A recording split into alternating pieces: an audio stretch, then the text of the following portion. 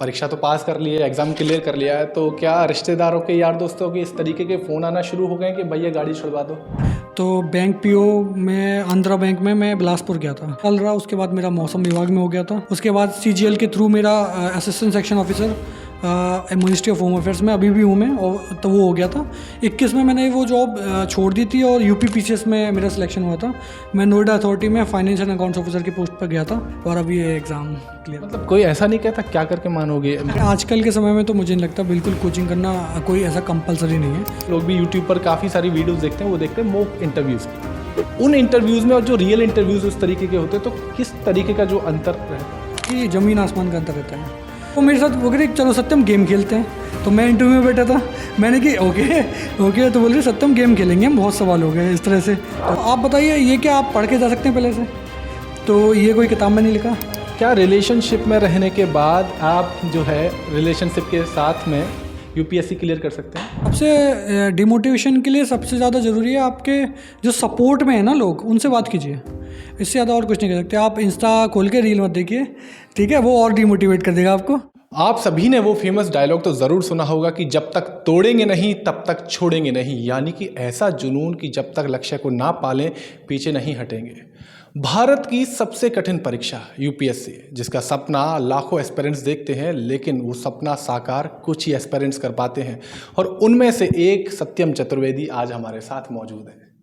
जी हाँ, तो सत्यम, सबसे पहले मैं सवालों का सिलसिला शुरू करूं उससे पहले आपको बहुत बहुत शुभकामनाएं, congratulations. Thank you so much, thank you so much. और ये कॉन्ग्रेचुलेशन इसलिए नहीं है कि आपने परीक्षा पास कर ली है, बल्कि कॉन्ग्रेचुलेशन इसलिए है कि आपकी कहानी, आपकी इस जर्नी को जानने के बाद हज़ारों लोग आपसे इंस्पायर्ड होने वाले हैं। देखिए, अब तक जो सबने सवाल पूछा होगा वो ज़्यादातर लोगों ने यही सवाल किया होगा कि जब रिज़ल्ट आया तो वो क्या मोमेंट था, किस तरीके की चीज़ें चल रही थी। लेकिन मेरा ये सवाल है कि रिज़ल्ट के आने से पहले, एक दिन पहले या फिर कुछ समय पहले, क्या चल रहा था मन में? बिल्कुल बहुत नर्वस थे और पता था कि रिज़ल्ट आने वाला है 1-2 दिन में। तो एक एंग्जाइटी थी मन में कि क्या होगा क्या नहीं होगा, और किसी भी चीज़ में मन नहीं लग रहा था। खाने पीने का मन नहीं कर रहा था। लगातार मोबाइल चेक किया जा रहा था कि अभी आने वाला है, अभी आएगा। और एक जारी था, वो एक रूमर्स जारी थे कि लगातार आने वाला है, आने वाला है। लेकिन वो तो सही टाइम पे उसको आना ही था। और उससे पहले बस एंग्जाइटी थी, बस सबको फ़ोन करके बताया जा रहा था, जैसे घर वालों को ही, जो कि आने वाला है, क्या होगा क्या नहीं होगा। तो घर वाले वही बोल रहे थे कि नहीं सब ठीक होगा, कोई दिक्कत नहीं, क्या है, नहीं भी होगा तो कोई बात नहीं।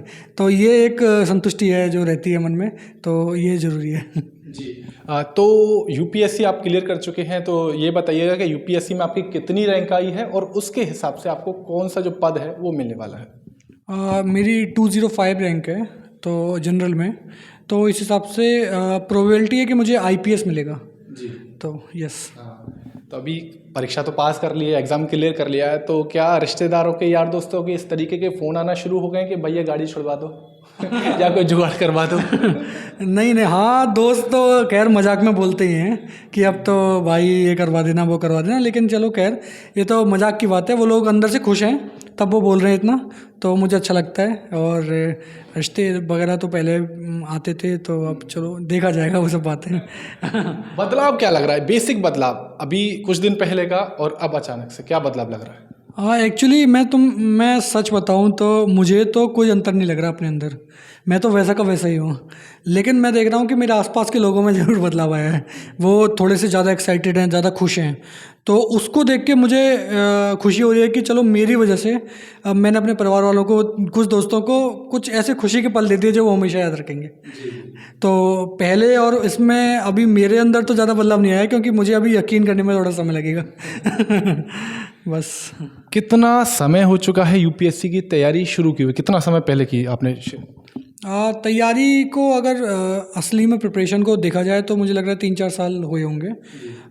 वैसे तो ये मेरा लास्ट अटैम्प्ट था, लेकिन इसके पहले जो पहले 2-3 अटैम्प्ट थे वो मैंने बड़े अनसीरियसली दिए थे। तो प्रिपरेशन नहीं थी, लेकिन कॉन्फिडेंस था कि देते हैं, देखते हैं क्या होता है। तो बस ये मेरी एक गलती रही, तो जिसकी वजह से ये लास्ट टाइम था, लास्ट टाइम तक मुझे आना पड़ा। तो मुझे लगता है कि एक इम्पॉर्टेंट मैसेज है कि आप जब भी एग्ज़ाम दो, फर्स्ट टाइम भी दो तो अच्छे प्रिपरेशन के साथ दो। जी।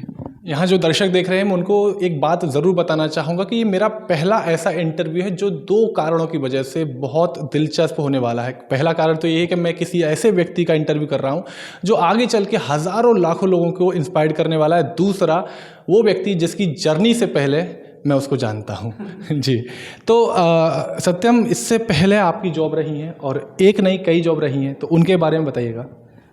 जैसा आपने कहा जर्नी से पहले आप जानते हो, तो हम लोग एक जिम था वहाँ जाते थे, तो वहाँ विकास हमको मिले थे साथ में, तो हम लोग 2-4 महीने रहे थे। उसके बाद फिर मेरी बैंक में जॉब लग गई थी 2018 में। एमएससी मैंने किया था, उसका रिज़ल्ट आने से पहले ही जॉब लग गई थी।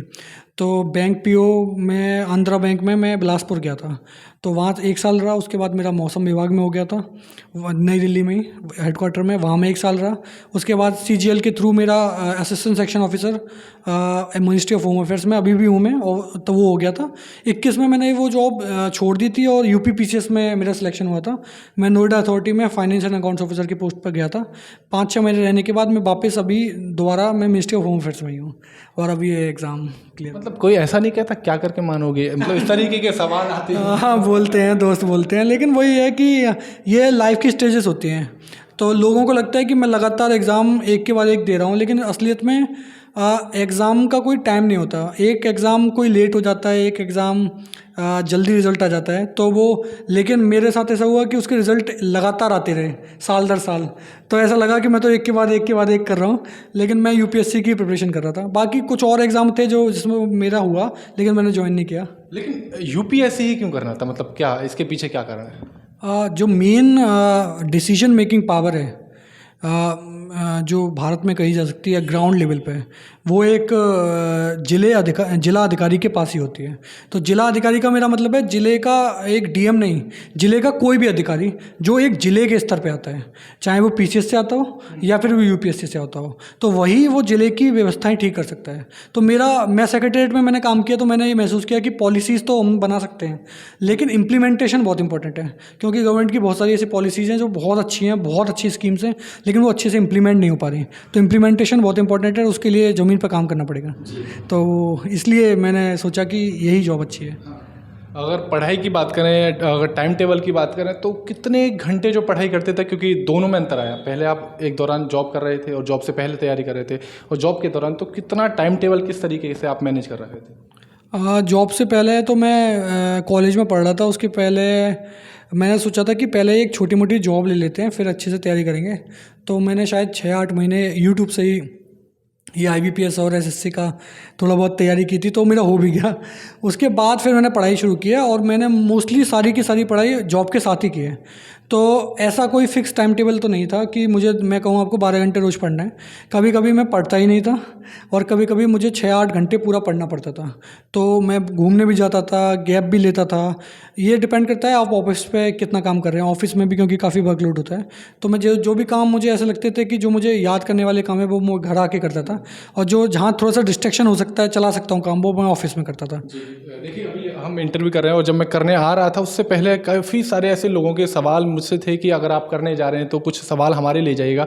वो सवाल हैं कि कुछ ऐसी बुक लिस्ट किस तरीके की होती हैं, और अगर जैसे आप जॉब पर भी काम कर रहे हैं, और इसी के साथ साथ आप ये भी बताइएगा कि क्या कोचिंग करना ज़रूरी है या आप घर से भी तैयारी कर सकते हैं?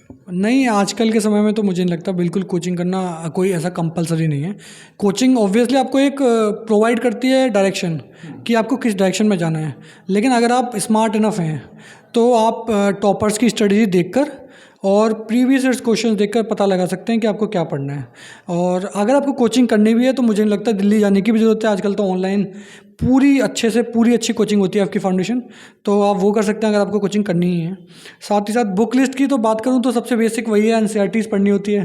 तो अगर आप ज़ीरो से स्टार्ट कर रहे हैं तो NCERT पढ़िए पहले, और NCERT पढ़िए, सिलेबस देखिए कि सिलेबस है क्या मेरे लायक है सिलेबस, क्या मैं कर सकता हूँ। दूसरी बात, PYQs देखिए कि प्रीवियस ईयर क्वेश्चन क्या आए हैं, क्या ये ऐसे क्वेश्चन हैं जो मैंने सुने हुए हैं, क्या मेरा इंटरेस्ट जाग रहा है इस क्वेश्चन करके, या मैं इसको अभी सॉल्व करने की कोशिश करूँगा, पढ़ूंगा इसके बारे में तो मुझे आएगा इंटरेस्ट। तो अगर आपको इंटरेस्ट आता है तो आप करिए, आप कर पाएंगे। वहाँ से आप स्टार्ट करिए। फिर बुक लिस्ट तो आप यूट्यूब पे सर्च मारिए, वहाँ सारी बुक लिस्ट आपको सब प्रोवाइड करा दी जाएगी। मोस्टली मेरा ये था कि इसके साथ साथ मेरा टेलीग्राम पर टेलीग्राम से मैंने बहुत मदद ली। टेलीग्राम पे चैनल्स थे कई सारे, जो अब तो खैर काफ़ी चैनल हैं, तो वहाँ से मैंने मदद ली। व्हाट्सएप पे कुछ ग्रुप्स थे, वहाँ से मैंने मदद ली। अपने कलीग्स थे, उनसे मैंने राय ली। तो जो जर्नी होती है वो पूरी कंप्लीट इस तरह से होती है। जी देखिए, अभी अगर मैं एस्पिरेंट्स के अलावा जो तैयारी कर रहे हैं उनके अलावा अगर बात करूं, हम लोग आम जनरल लोग भी यूट्यूब पर काफ़ी सारी वीडियोस देखते हैं, वो देखते हैं मॉक इंटरव्यूज़ की। जी, और उनको देखकर लगता है, पहले तो यही लगता था शायद यही आईएएस आईपीएस बनने वाले, बाद में पता चला। तो उन इंटरव्यूज़ में और जो रियल इंटरव्यूज़ उस तरीके के होते हैं, तो किस तरीके का जो अंतर रहता है? नहीं, बिल्कुल जैसे आप मानिए कि ज़मीन आसमान का अंतर रहता है। मॉक इंटरव्यू जो होते हैं, जो आपको दिखाई देते हैं, उसमें कोचिंग वाले आपको ग्रिल करने की कोशिश करेंगे, आपसे फैक्चुअल सवाल पूछेंगे, कुछ बेबुनियाद सवाल पूछेंगे, ठीक है। असली इंटरव्यू जो होता है वो एक कन्वर्सेशन होता है। जैसे मैं आपसे बात कर रहा हूँ, आप मेरे से सवाल पूछ रहे हैं, मैं आपको जवाब दे रहा हूँ। ऐसी सिंपल कन्वर्सेशन है। मुझे नहीं पता सर, मुझे नहीं पता। वो लोग कहेंगे ठीक है, ओके, नेक्स्ट आगे बढ़ो। तो कन्वर्सेशन होती है। जैसे एक मैडम थी मेरे इंटरव्यूअर में, वो मेरे साथ खेल रही थी कि क्या कहते हैं उसको, गेम याद नहीं आ रहा, fast and finger first something होता है कि 1 मिनट में उत्तर दो। हाँ तो केबीसी में जैसा। हाँ हाँ हाँ, उस तरह से। तो वो मेरे साथ वो कह रही चलो सत्यम गेम खेलते हैं। तो मैं इंटरव्यू में बैठा था, मैंने कि ओके ओके, तो बोल रही सत्यम गेम खेलेंगे हम, बहुत सवाल हो गए इस तरह से। तो उन्होंने मैं ट्रैवल, मेरी हॉबी थी ट्रैवलिंग करना, तो उन्होंने ट्रैवल पे कई 10-12 सवाल पूछे इस तरह के कि ये क्या, ये आइए, जल्दी जल्दी बताओ जल्दी। तो आप बताइए, ये क्या आप पढ़ के जा सकते हैं पहले से? तो ये कोई किताब में नहीं लिखा। तो ये आपके वो लोग एक्चुअली इंटरव्यू हम लोग कह रहे हैं, लेकिन उसका नाम होता है पर्सनैलिटी टेस्ट। वो आपकी पर्सनैलिटी चेक करते हैं कि आप किसी सिचुएशन में क्या आप रिएक्ट कैसे कर रहे हैं। रिएक्ट कैसे करते हैं, प्रायोरिटी किस चीज़ को दे रहे हैं और क्या। जी, आपसे आपके मुंह से निकल के रहा है, वो आप निकलवाना चाहते हैं आपका इनर बीइंग, कि आप सच में क्या हैं। क्योंकि कोचिंग वाले तो आपको बहुत पढ़ा लिखा के भेजते हैं कि ऐसा बोलना है ऐसा बोलना है, लेकिन वो निकाल ही लेते हैं, वो लोग काफ़ी एक्सपर्ट होते हैं। तो इंटरव्यू से तो डरने की बिल्कुल ज़रूरत नहीं है। इंटरव्यू तो मुझे लगता है कि आज पहला एस्पिरेंट जो भी तैयारी कर रहा होगा, वो कोई एग्ज़ाम नहीं देगा तब भी इंटरव्यू दे के आएगा, और तैयारी करने के बाद इंटरव्यू दे के आएगा, तो वही इंटरव्यू होगा उसका। मतलब मैंने कितने सारे इंटरव्यूज़ देखे हैं और कई सारे किए भी हैं मैंने इंटरव्यूज़, लेकिन पहली बार मैं ऐसा सुन पा रहा हूँ कि जो आप बता रहे कि इस तरीके का इंटरव्यू होता है। और काश मैं भी कर पाता और मुझे भी मन किया है। अच्छा, अब बात कर लेते हैं डिस्ट्रैक्शन की। तो पहले तो ये बताइए कि आप सोशल मीडिया यूज़ करते हैं? हाँ बिल्कुल, सोशल मीडिया यूज़ करते हैं। अच्छा, तो मतलब आपकी क्या पर्सनल ओपिनियन है कि जो यूपीएससी की तैयारी कर रहे हैं, क्या उनको सोशल मीडिया यूज़ करना चाहिए, और करना चाहिए तो किस वे में यूज़ करना चाहिए? नहीं, मैं ऐसा नहीं कहता कि आप बिल्कुल कट जाओ समाज से, क्योंकि समाज में ही सब कुछ हो रहा है और आपको समाज के लिए आगे करना है। तो सोशल मीडिया में जो भी चल रहा है वो भी एक समाज का हिस्सा है, तो आपको उससे कटना तो बिल्कुल नहीं है। लेकिन आप उस पर लीन मत हो जाइए, क्योंकि आजकल रील्स आप खोलना स्टार्ट करते हैं तो फिर वो 4-5 घंटे कहीं नहीं गए।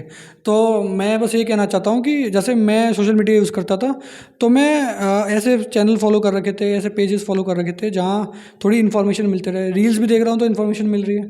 तो जैसे पढ़ने के अलावा कुछ और कर रहा हूँ तो इंस्टा चला दिया, तो इंस्टा में ऐसे चैनल आ रहे हैं, ऐसी खबरें आ रही हैं जो मुझे मेरा फ़ायदा ही कर रही हैं एग्ज़ाम में, बूस्ट करेंगे। तो इस तरह की चीज़ें आप देख सकते हैं, लेकिन वो भी ज़्यादा ना देखें, क्योंकि वो सब फैक्चुअल है। असली में आपका स्टैटिक होता है। सबसे ज़्यादा काम आपकी किताबें आएंगी, आपको किताबें ही पढ़नी पड़ेगी लास्ट में। आप सब कुछ ऑनलाइन नहीं कर सकते, आपको किताबें ही पढ़नी है। तो सबसे बेसिक अपना पहले किताबें पढ़िए। आप अगर किताबें पढ़ लेंगे, आप अगर उसमें एडवांस हो जाएंगे, तो फिर आप सोशल मीडिया यूज़ कीजिए, कुछ कीजिए, सब कर सकते हैं। सबकी बात कर रहे हैं तो एक और बहुत बड़ा डिस्ट्रैक्शन है और मिथ भी है। क्या कोई बंदा या बंदी, कोई भी जो तैयारी कर रहा है, क्या रिलेशनशिप में रहने के बाद आप जो है रिलेशनशिप के साथ में यूपीएससी क्लियर कर सकते हैं? मुझे मुझे इस बारे में कोई आइडिया नहीं है, लेकिन मैं एक ज़रूर कहना चाहूँगा कि हाँ बिल्कुल हो सकता है। मैंने कई दोस्त देखे हैं जो कर रहे हैं और वो परफेक्टली कर रहे हैं और उनका हुआ भी सिलेक्शन। तो डिपेंड करता है कि आपका पार्टनर जो है वो क्या आपके साथ वो ट्यूनिंग मैच हो रही है। दोनों साथ में टेस्ट देने जा सकते हो, दोनों एक दूसरे की आंसर कॉपी चेक कर सकते हो, दोनों टारगेट बना सकते हो, एक दूसरे से सवाल कर सकते हो, और भी चीज़ें कर सकते हो साथ साथ। तो एक तरह से पार्टनर मिल जाएगा आपको, तो फ़ायदा ही करेगा। लेकिन अगर आप डिस्ट्रैक्ट हो गए और रिलेशनशिप वाले फेज़ में चले गए बिल्कुल, और बिल्कुल निब्बा निब्बी वाला कुछ करने लग गए, तो फिर तो मुश्किल है। लेकिन ऐसे लोग मैंने देखे हैं, क्योंकि अभी एक रैंक आई है, एक आईएएस बनी है वो, मेरी बात हुई थी कुछ दिन पहले। तो उनका रिलेशनशिप ओल्ड राजेंद्र नगर में ही था, तो उनके हस्बैंड जो हैं वो भी आईएएस बन गए और इस बार वो भी आईएएस बन गए। तो तो आप देख सकते हो, बिल्कुल हो सकता है, लेकिन आपको डिस्ट्रैक्शन नहीं करना है। बाकी चीज़ें बाद में हो जाएंगी, अभी थोड़ा पढ़ाई पे फोकस कीजिए आप। जी, जी। तो अभी हम अगर बात करें पूरी जर्नी की, क्योंकि बहुत लंबा समय होता है, बहुत सारे फेलियर देखते हैं, तो कब ऐसा आपके लाइफ में आया इस जर्नी के दौरान कि शायद अब नहीं हो पाएगा? कुछ ऐसा रहा? हाँ बिल्कुल, ये मेरा 6th अटेम्प्ट था, तो 5 बार मेरा प्रीलिम्स नहीं हुआ। तो इस बार मेरा सब कुछ हो गया, प्रीलिम्स मेंस, तो मुझे हमेशा कॉन्फिडेंस था कि मेरा मेंस हो जाएगा, लेकिन प्रीलिम्स का ही मुझे सबसे ज़्यादा डर लगता था और प्रीलिम्स हो ही नहीं रहा था। लास्ट ईयर जब मेरा जीएस में प्रीलिम्स हो गया, लेकिन सीसेट नहीं हो पाया। तो सीसेट क्योंकि मैंने सीजीएल किया है, बैंक पीओ दिया है और मैथ्स है मेरा, मैंने एमएससी किया मैथ्स से, तो वो मैथ के सवाल मैं नहीं कर पाया वहाँ पे, तो मुझे बिल्कुल शौक हुआ और मैं 1 महीने बिल्कुल शौक में रहा था। पिछले साल की बात है, 2023 के अटैम्प्ट की, मेरा 2 नंबर से सीसेट रह गया था। तो मैं उस टाइम उसमें था कि क्या फ़ायदा इतना पढ़ के करके, जब जीएस हो गया लेकिन ये नहीं हो पाया, अब क्या करें क्या करें। तो फिर मन में ये सवाल आया कि वो दिन नहीं था मेरा। मम्मी ने बोला जो होता है अच्छे के लिए होता है, वो वाली बातें होती हैं। तो फिर थोड़ा अपने को संभाला और भरोसा था माँ बाप का मेरे ऊपर, तो बिल्कुल मैंने फिर से कोशिश की, तो इस बार हुआ। मतलब जो अभी देख रहे हैं, और काफ़ी सारे ऐसे होंगे, इस बार भी रिजल्ट आया और सफलता हाथ नहीं लगी होगी, तो वो जो डिमोटिवेशन है और डिप्रेशन है, तो उसको ओवरकम करने के लिए मतलब क्या करना चाहिए? सबसे डिमोटिवेशन के लिए सबसे ज़्यादा ज़रूरी है आपके जो सपोर्ट में है ना लोग, उनसे बात कीजिए। इससे ज़्यादा और कुछ नहीं कर सकते। आप इंस्टा खोल के रील मत देखिए, ठीक है, वो और डिमोटिवेट कर देगा आपको। आप अपने सपोर्ट सिस्टम से बात कीजिए। कौन है आपका सपोर्ट सिस्टम? किसी का माँ हो सकती है, किसी के पापा हो सकते हैं, किसी का छोटा भाई, किसी का दोस्त हो सकता है, कोई गर्लफ्रेंड हो सकती है किसी की। तो आप उनसे बात कीजिए, वो आपको समझाएंगे और उनकी बात मानिए, क्योंकि जो आपके सबसे क्लोज होते हैं वो आपको जानते हैं और वो आपको सच सच बताएंगे कि क्या है क्या नहीं है, आपको मुझे क्या लगता है। उनसे सच सच जानिए, उनसे बोलिए मुझे ऑनेस्टी अपना रिव्यू दीजिए, तो फिर आपका अपने आप डिमोटिवेटेड ख़त्म हो जाए। दूसरी बात है, आप सिर्फ आप नहीं हैं दुनिया में, अपने आप को कभी सेंटर स्टेज में नहीं लेना चाहिए। हमेशा सोचना चाहिए कि दुनिया में और भी बहुत लोग हैं और हम लोग तो बहुत अच्छे हैं दूसरे लोगों से। तो उन लोगों की स्टडीज़ देखिए जो कितना क्लियर कर पा रहे हैं, जो कि किस बैकग्राउंड से आ रहे हैं, कहाँ कर पा रहे हैं, बार बार नहीं हो पा रहा है तब भी कर रहे हैं। तो स्टोरीज़ देखिए उन लोगों की, उनको देखिए, वो लोग कर गए तो आप क्या चीज़ें, आप भी कर जाएंगे। तो डिमोटिवेट होने की कोई बात नहीं है, it is just an exam, ठीक है। नहीं होता तब भी आप वही हैं, हो जाता है वही हैं। 3000 लोगों ने इंटरव्यू दिया था, 1000 का हुआ है टोटल, तो 2000 बच्चे कम नहीं हैं, उनके 2 मार्क्स 5 मार्क्स 10 मार्क्स कम है, तो क्या वो सबसे कम थोड़ी हो जाते हैं। उनका दिन नहीं था, ये कह सकते हो आप कि कहीं पर उनके एक क्वेश्चन रह गया या एक क्वेश्चन में कम नंबर मिले, तो क्या वो सबसे कम नहीं हो जाते? वो भी उतने ही कैपेबल हैं। तो डिमोटिवेट होने की कोई बात नहीं है। जी बिल्कुल। मेरा आखिरी सवाल है सत्यम आपसे, कि जो अभी देख रहे हैं एस्पिरेंट्स तैयारी कर रहे हैं, तो कोई ऐसे टिप्स या कुछ मिथ जो लग रहा है आपको बहुत ज़्यादा रहता हो, कुछ ऐसा आप सलाह एडवाइस देना चाहें उनको? सबसे बड़ा मिथ यही है कि ये तो बहुत कठिन एग्ज़ाम है, ये तो हो ही नहीं पाएगा। तो ऐसा बिल्कुल नहीं है, ये बहुत इजी एग्ज़ाम है। आप अगर सही फोकस के साथ राइट डायरेक्शन में चलेंगे तो आप 1-2 साल में इसको कर देंगे। मैं मिस डायरेक्शन में चला गया था स्टार्टिंग में, तो आप सही जो भी आपका टीचर हो, गाइड हो, उससे गाइडेंस लें अच्छे से और 1-2 साल अच्छे से कार्य करेंगे तो हो जाएगा। और कोई बड़ी बात नहीं है, आप कर सकते हैं, हर कोई कर सकता है। कई सारे मिथ हैं कि मैं हिंदी में बोलता हूँ, मैं इंग्लिश में बोलता हूँ तो वो नहीं होता। तो ऐसे बहुत सारे लोग हैं जो हिंदी में बोलते हैं और उनका सिलेक्शन होता है, हिंदी में इंटरव्यू देते हैं उनका सिलेक्शन होता है, हिंदी में लिखते हैं उन लोगों का सिलेक्शन होता है। किसी भी बैकग्राउंड से आते हैं, ऐसा भी नहीं है कि आईआईटी और केमिकल क्या कहते हैं इंजीनियर वाले या डॉक्टर ही बन रहे हैं, ऐसी बात नहीं है। मेरे जैसे बन रहे हैं, मैं एमएससी मैथ्स हूँ और मैंने देखा है बीए पास किए हुए बन रहे हैं, सीए वाले बन रहे हैं। तो हर बैकग्राउंड के लोग होते हैं, तो कोई ऐसा नहीं है जो किसी के साथ भेदभाव नहीं होता इंटरव्यू में। आप बिल्कुल अच्छा करेंगे, आप बस अपनी मेहनत पे भरोसा रखिए। चलिए, हमसे बात करने के लिए और ऐसे ऐसे पार्ट को टच करने के लिए जिनके बारे में शायद आपने पहले ना सुना हो, बहुत बहुत धन्यवाद और बहुत बहुत फिर से शुभकामनाएं। धन्यवाद धन्यवाद धन्यवाद विकास भाई। जी, तो ये थे सत्यम चतुर्वेदी, जिन्होंने मुकाम हासिल कर लिया है और जो ठाना था वो करके दिखा दिया है। मिलते हैं ऐसी किसी और वीडियो में, तब तक के लिए विकास शर्मा, डे न्यूज़ हिंदी, नमस्कार।